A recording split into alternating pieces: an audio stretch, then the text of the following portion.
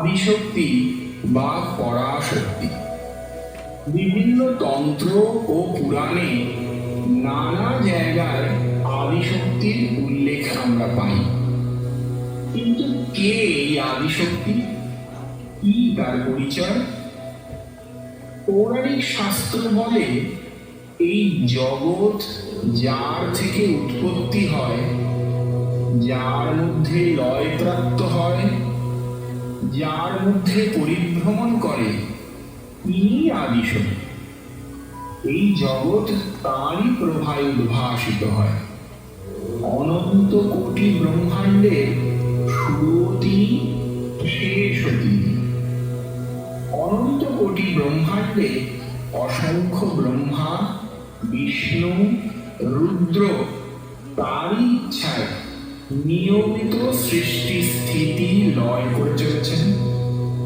তিনি আদিশক্তি, তার নিজের কোনো আদি নেই, অন্ত নেই।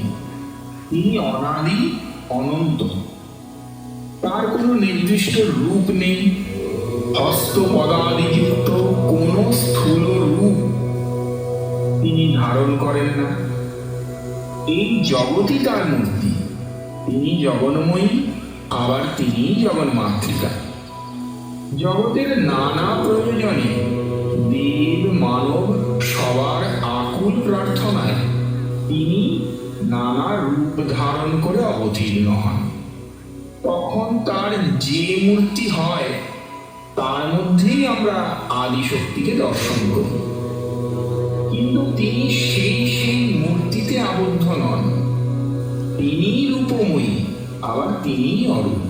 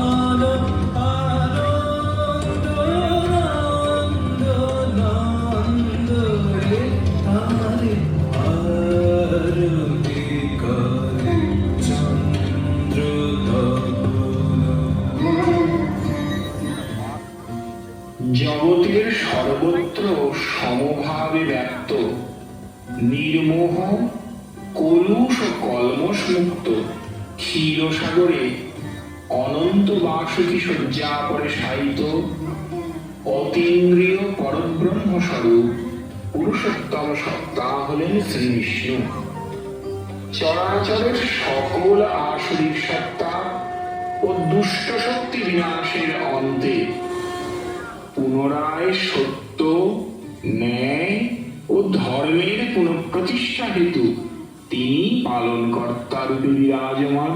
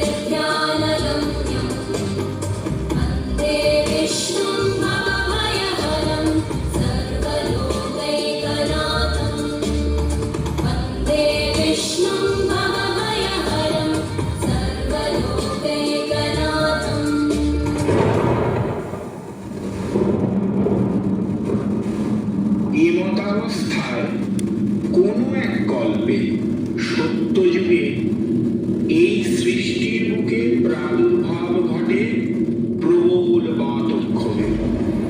সেই বাতক্ষোভের প্রাবল্যে জগৎ পালন হয়ে ওঠে পুষ্কর, চরাচর হয় ধ্বংসের সম্মুখীন।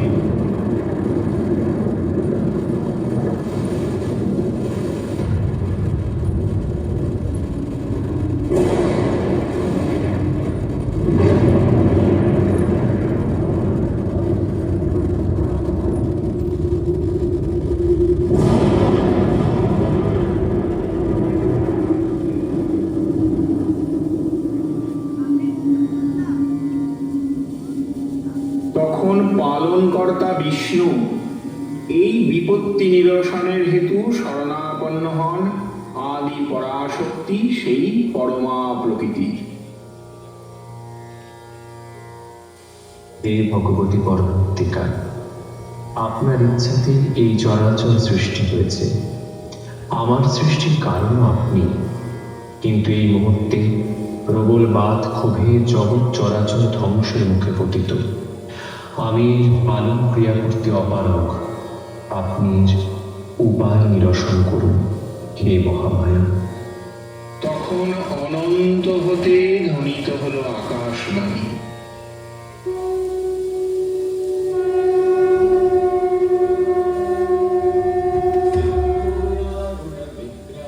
হে পালনকর্তা বিষ্ণু, আপনি সৌরাষ্ট্র প্রদেশে গমন করুন ও সেখানে হরিদ্রা নদের তীরে আমার এই আদি পরাশক্তি রূপে তপস্যা করুন। সেই হ্রদ হতে আমার যে রূপের আবির্ভাব হবে, তিনিই হবেন এই বাদক্ষোভ নিরসনের একমাত্র কারণ। অতঃপর ভগবান বিষ্ণু গমন করলেন সৌরাষ্ট্র প্রদেশে। সেখানে হরিদ্রা সরোবরের তীরে তপস্যার পরে আবির্ভূতা হলেন পীতবসনা, পীতবর্ণা, পীতমাল্য বিভূষিতা, শালঙ্কারা এক অপরূপা দেবী বিগ্রহ। मध्ये सुधाति मणिमण्डपरत्नवेद्यां सिंहासनोपरि गतां परिपीतवर्णां पीताम्बराभरणमाल्यविभूषिताङ्गीं देवीं भजामि धृतमुद्गर्वैर्विजितां जिह्वाग्रमाणाय हरिं देवीं वामेन शत्रुं परिपीडयन्तीं गदाभिघातेन च दक्षिणेन पीताम्बराभयां द्विभुजां नमामि।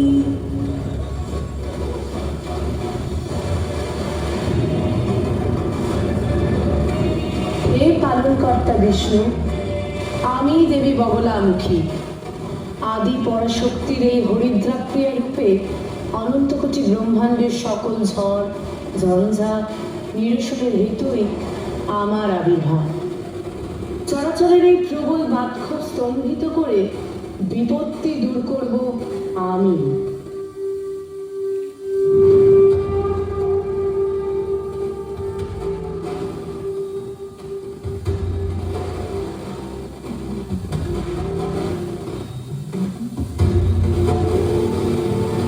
ভগবান বিষ্ণুর তপস্যায় উদ্বোধিতা হয়ে ভগবতী পরাবিদ্যা দেবী স্তম্ভী রূপে বাতক্ষোভ স্তম্ভন এবং নিরসনে উদ্যত হলেন।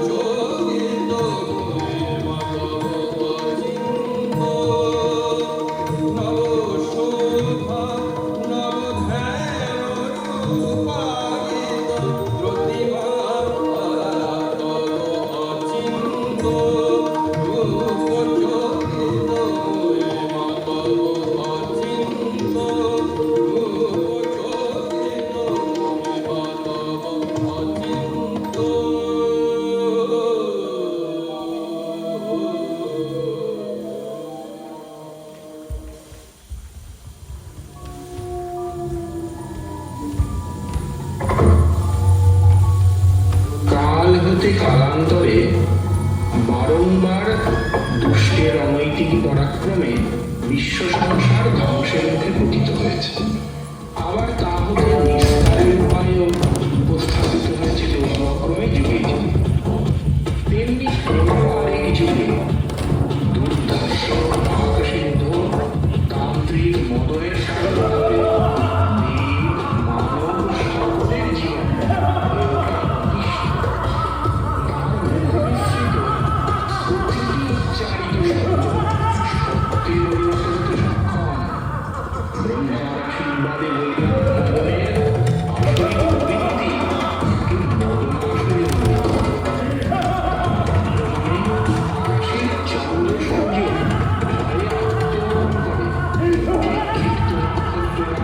দিকে দিকে পতিত হতে থাকে।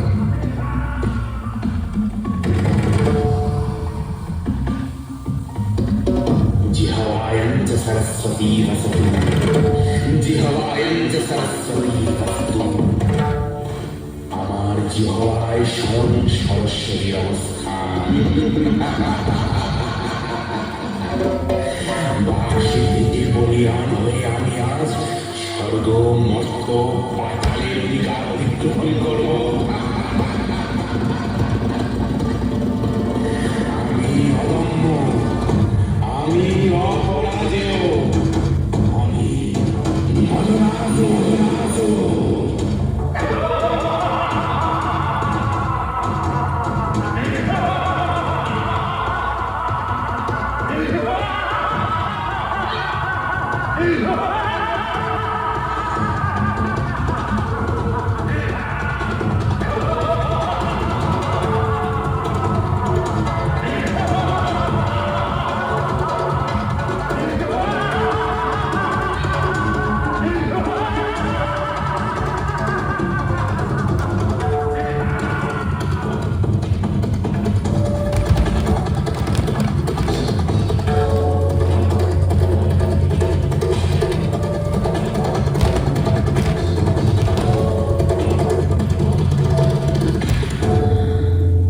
মদনাসুরের অনৈতিক পরাক্রম ও অত্যাচারে অতিষ্ঠ দেবগণ তখন ভগবান বিষ্ণুর শরণাপন্ন হলেন। পালনকর্তা বিষ্ণু সকল অত্যাচারের কাহিনী শ্রবণপূর্বক সকল দেবগণের মুখপাত্র হয়ে পুনরায় দেবী আদি পরাশক্তি পরাভট্টারিকার স্তম্ভিনী রূপের কাছে এই আসরিক প্রাদুর্ভাব দূর করার ঐকান্তিক আবেদন জানালেন।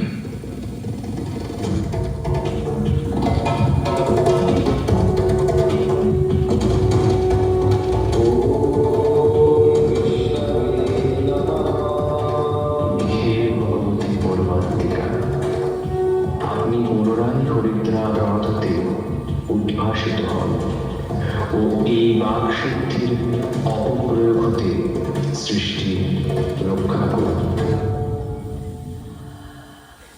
তখন পুনরায় হরিদ্রা সরোবর হতে উদ্ভূতা হলেন দেবী পরমাত্মা। তার দেহ ছটায় দিগবিদিক দেদীপ্যমান উজ্জ্বল হরিদ্রাভ যেন স্বর্ণের ছটার ন্যায় জগৎ উদ্ভাসিত করে তুলেছে। উজ্জ্বল কনকাঙ্গদে স্বর্ণহারাগুলি, কর্ণে কিরূর কুণ্ডল, মস্তকে গগন চুম্বী শিরস্ত্রাণ পরিহিতা সেই দেবী বিগ্রহ মুদ্গর হস্তে প্রবল রণরঙ্গিনী বিগ্রহ পরিগ্রহ করে যুদ্ধযাত্রায় উদ্যত হলেন। তার মুকুর ঝাঙ্কারে পদভারে দিগবিদিক আন্দোলিত। তিনি মদনাসুরের উদ্দেশ্যে সক্রোধে বললেন, মদনাসুর, আজ আমার হস্তেই তোর অন্ত নিশ্চিত। যে সিদ্ধ বা চরাচরের পালন ও উদ্ধার হেতু প্রযোজ্য, পরাচর প্রয়োগে সেই সিদ্ধি কলুষিত। এই বিনাশ হবে। অতঃপর দেবী ও মদনাসুরের মধ্যে শুরু হলো প্রবল সংগ্রাম। মদনাসুর ক্ষণে ক্ষণে তার মুখ নিঃসৃত অপশব্দ বর্ষণ করতে লাগলো। দেবী স্তম্ভিনী ও তার বগলা সৈন্যের প্রবল পরাক্রমে সকল অপবাক্য বিনষ্ট হতে থাকল।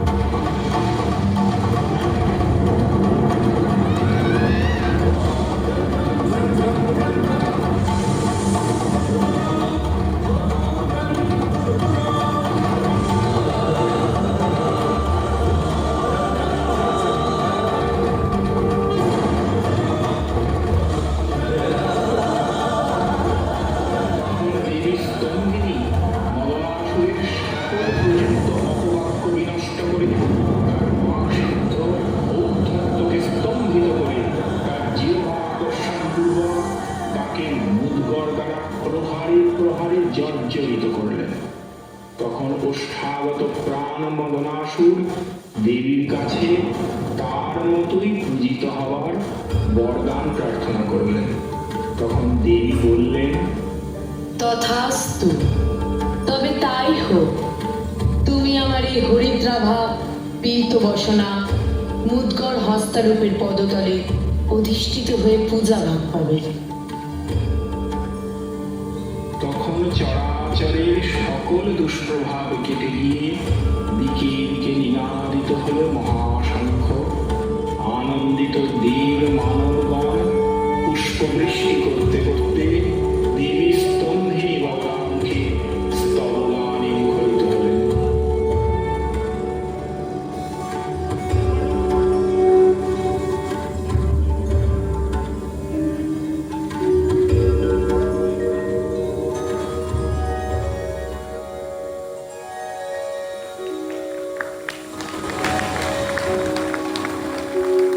त्वं परा प्रकृतिः साक्षात् ब्रह्मणः परमात्मनः त्वत्तो जातं जगत्सर्वं त्वं जगज्जननी शिवे महदा